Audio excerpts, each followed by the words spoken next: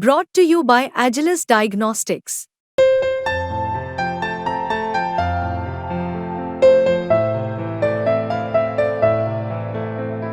Agilus Diagnostics. नमस्कार दोस्तों, आप क्राइम तक दिख रहे बात करते हैं बांग्लादेश की शेख हसीना की, वहाँ जो नई सरकार आ रही है उसकी, और वहाँ पर हो रहे एक कम्युनिटी पर अटैक की।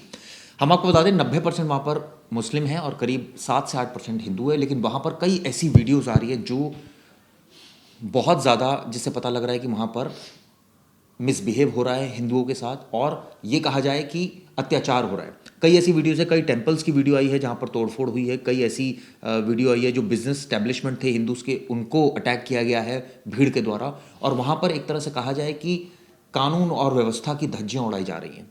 इस तरह की वीडियो से जाहिर तौर पर 27 डिस्ट्रिक्ट वहाँ के ऐसे जो इफेक्ट हुए हैं, इस तरह की जानकारी निकल कर आ रही है। गोपाल जी, ये एक वाकई कंसर्न की बात है, और खासकर भारत सरकार ने भी इसको लेकर चिंता जाहिर की है और ये इंश्योर किया है कि वहाँ पर इस तरह से अल्पसंख्यकों के साथ अत्याचार ना हो। साथ साथ हमारी जो बॉर्डर सिक्योरिटी फोर्सेज है, उस वहाँ भी बॉर्डर्स को भी और ज़्यादा अलर्ट कर दिया गया है। हमारे जो भी बांग्लादेश के साथ जुड़े हुए जितने भी बॉर्डर्स हैं हमारे, उन सबको लगभग सील कर दिया गया है, ताकि क्योंकि ऐसी हालत में घुसपैठ की गुंजाइश सबसे ज़्यादा होती है। और भारत सरकार ने जो अलर्ट जारी किया वो इसीलिए जारी किया है क्योंकि वहाँ का जो एक्सट्रीमिस्ट फोर्सेस हैं वो भी घुसपैठ कर सकते हैं अपने मकसद के लिए। बाकी जो वहाँ पे एनार्की फैली हुई है, जो वहाँ पे अत्याचार हो रहा है, जो लोगों को मारा पीटा जा रहा, तो लोग बचने के लिए सेफ जोन पर भाग जाने की कोशिश कर रहे हैं, और उनके लिए लगता है कि हिंदुस्तान शायद सबसे ज़्यादा सेफ जोन में है, इसलिए वो किसी भी तरीके से इंडिया के अंदर घुसपैठ करने की कोशिश करेंगे। अब चिराग जी, एक चीज़ होता है ना, जब भी ऐसी सिचुएशन पैदा होती है किसी भी मुल्क में, जहाँ पे तख्ता पलट जैसी सिचुएशन हो या वहाँ का जो पॉलिटिकल सिस्टम है वो क्रैश जब हो जाता है, तो इस तरह की एनार्की का मचना बड़ा स्वाभाविक है, क्योंकि लोगों के अंदर अपने पॉलिटिकल सिस्टम को लेकर, अपने सिस्टम्स को लेकर कई तरह का गुस्सा होता है। लेकिन इसमें कई दृश्य ये भी हैं जो मैं बताना चाहूँगा अपने दर्शकों को कि कुछ ऐसे मुस्लिम्स हैं जिन्होंने हिंदू टेम्पल्स को बचाया है वहाँ पर। नहीं, कई इस तरह की अच्छी तस्वीरें भी वहाँ पर देखने को मिली, होता जैसे क्या जो है, भारत में भी देखने को मिलती है। नहीं, होता ये है ना कि भारत और बांग्लादेश के इमोशन को आप कंपेयर नहीं कर सकते, क्योंकि वहाँ के इमोशन और वहाँ की ज़रूरतें अलग हैं, और हिंदुस्तान का जो बेसिक फैब्रिक है वो अलग है। हमारे यहाँ हमेशा जब भी बात होती है सद्भावना की बात होती है। हम लोग हिंदू मुसलमान की बात कुछ पॉलिटिकल चीज़ों में होती रहती है, लेकिन इन जनरल हिंदू मुसलमान के बारे में बहुत ज़्यादा नहीं वो कंसर्न किया जाता है। लोग अपने अपने तरीके से काम करते रहते हैं, सब लोग मिल के।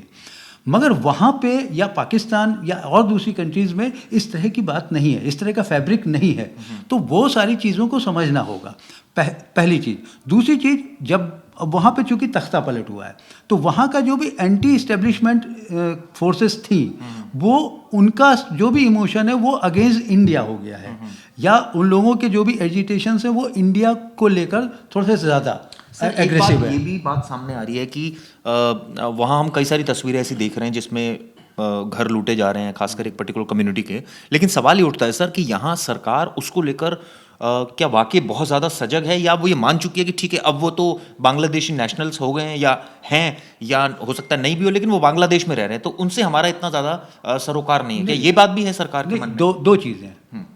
एक तो सरकार ये चाहती है कि वहाँ पे जो कुछ भी उत्पात मच रहा है, जो भी परेशानियाँ हो रही हैं, उसका असर हमारी बाउंड्री के अंदर ना आए, ठीक है।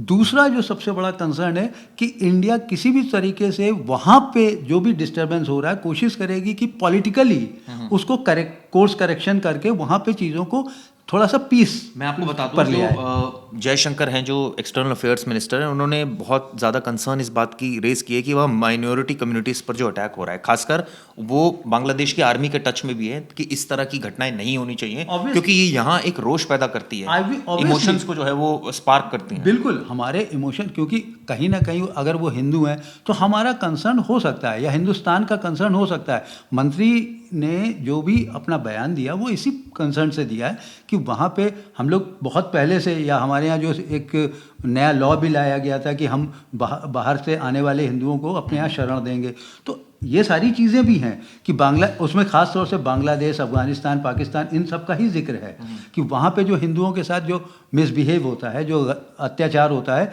वो परेशान होने वाले हिंदू अगर हमारे हिंदुस्तान में आते हैं तो हम उनको कहीं ना कहीं पनाह देंगे। ऐसे में एक उसी देश में जब वहाँ पे सारी चीज़ें क्रैश हो गई, ख़त्म हो गई, या पॉलिटिकल सिस्टम ख़त्म हो गया ऑलमोस्ट, तो ऐसे में वहाँ का जो पब्लिक मूवमेंट है वो अपने हिसाब से एग्रेसिव हो गया है। और वो जब एग्रेसिव हुआ है तो उनके टारगेट में जो भी आ रहा है, अब उसमें अगर देखा जाए तो ये सारे हिंदू अभी तक ज़्यादातर उसमें लपेटे में आए हैं या मारे गए हैं। तो ये एक कंसर्न तो हमारे हिंदुस्तान का गवर्नमेंट का होगा और होना भी चाहिए। इसमें मैं आपको सर एक और चीज़ बता देता हूँ। कुछ लोगों के कोट्स हैं। अविरूप सरकार है, इस बांग्लादेशी हिंदू हैं, ये लिविंग इन कंट्री, मतलब यहाँ रह रहे हैं बांग्लादेश में। His widow cousin lives in a joint family in a mix neighbourhood in Dhaka के पास रहती है। और वो बता रही हैं कि वो बहुत टेरिफाइड है, उनके घर को लूट लिया गया है, वहाँ लोग आए थे, उन्होंने उनकी कज़न के साथ मिसबिहेव किया, घर के टीवी, बाथरूम फिटिंग ये सब तोड़ के ले गए। मतलब इस तरह की घटनाएं भी सामने आ रही हैं वहाँ। चिराग आपको याद होगा, ये तो एनार्की है वहाँ के पूरे सिस्टम के कोलैप्स होने की, ठीक है, उसके बाद की। आपके यहाँ जब याद कीजिए 84 में जब दंगा हुआ था, आप तो थोड़े बहुत समझदार रहे होंगे, बल्कि हम आपने देखा 2020 के दंगे की बात कर लेते हैं, उसमें ज़्यादा आपने देखा। तो ये सारी चीज़ें होती हैं जब भी ऐसी डिस्टर्बेंस होती है, जब भी ऐसी सिचुएशन आती है, तो कई तरह के तत्व जो होते हैं वो एक्टिवेट हो जाते हैं और वो फिर अपने तरीके से सारी लूटपाट, मारना पीटना। तो जिसके घर के आसपास कुछ भी ऐसा आग लगी होगी तो वो तो घबराएगा ही। ये घबराना बड़ा ऑब्वियस है, इसमें कोई अचंभे वाली बात या अजूबे वाली बात नहीं है, ये बहुत ऑब्वियस है। और ह्यूमन एंगल पे देखा जाए तो ये निश्चित रूप से हमारे लिए, हम सबके लिए कंसर्न वाली बात हो सकती है। और हमने देखा किस तरह से जो मॉब थी उन्होंने हसीना का जो रेजिडेंस है ढाका में, कैसे किस तरह शेख हसीना का जला दिया, और वहाँ किस तरह से वहाँ पे केवल हसीना का कपड़े तक मैं देख रहा था कि कोई लोग वो लेकर जा रहे थे और प्लस आपने चुरा रहे थे। कुछ दिनों पहले, कुछ पिछले साल ही की बात है, श्रीलंका में भी लगभग ऐसी सिचुएशन हुई थी।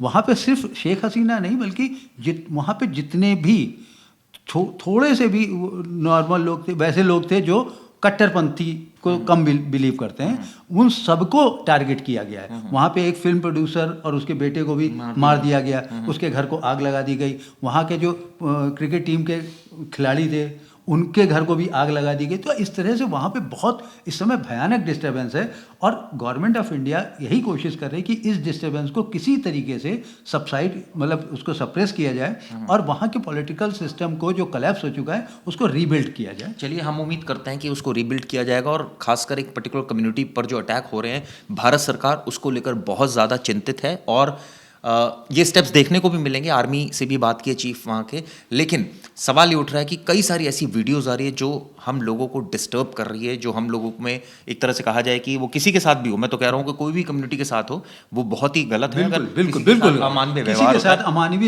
व्यवहार नहीं होना चाहिए। लेकिन ये बातें हम लोग यहाँ पे बैठ के कर सकते हैं, वहाँ की जो सिचुएशन है वो वाकई में भयावह और डरावनी है। बिल्कुल ठीक कहा। तो दोस्तों, इस पर आगे भी हमारी नजर रहेगी। वीडियो किस लिए की जरूर बताइएगा।